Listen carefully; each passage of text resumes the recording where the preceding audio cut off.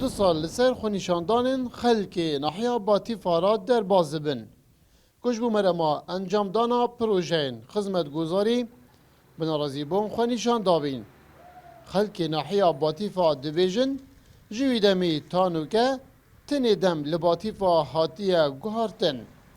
هر باتیفا جاران مایه.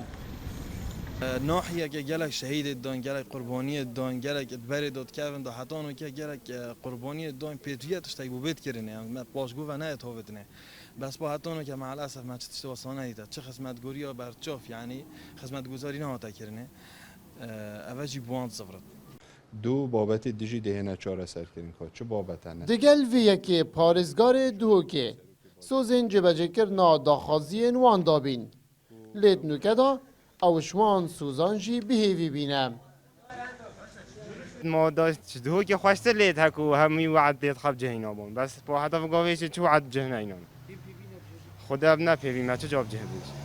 چکوی گله داشته گودی نوع هات نکردن حتی فقاوی نظام و خالک باتی فیش راستی بر پرسید وانجی کسی یه چون دف بس پاک اوی دیه ناک کسی ناک چه بگیری نظام بس آخفت نادویه ریوبریا ناحیه باتیفا خب پشتوان داخازی نوان زانن قیرانا دارای بصدم دبینن جبو جبجه نگرنا داخازی نوان همه بجنه جهت خواهم محتاج کار کنه هم محتاج شهروانی بده چکره همچنین قال جنجت خونه وكي دخواست كنا ودخوازيتون مشروعا طبعا السرهند راجيكو وكو دخوازيتون امجد كنا رابورت بو جهات خوب بلندت كين كو اف تشابيتا جيبا جيكرن سرفه چند راجيكو هكر ناف خيرانه با و ميزاني هات بعد بجم دا حميت شوانا اتا جيبا جيكرن ناحیه باتیفا کویتا روشلات قضا زاخو لسال 1924 بوی ناحیه جمارا آکن جینوی پتری 25,000 کسایه گنج ناحیه باتیفا دیویژن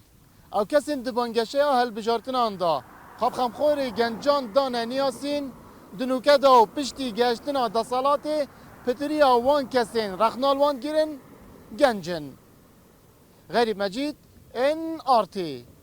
ناحية باتيفا.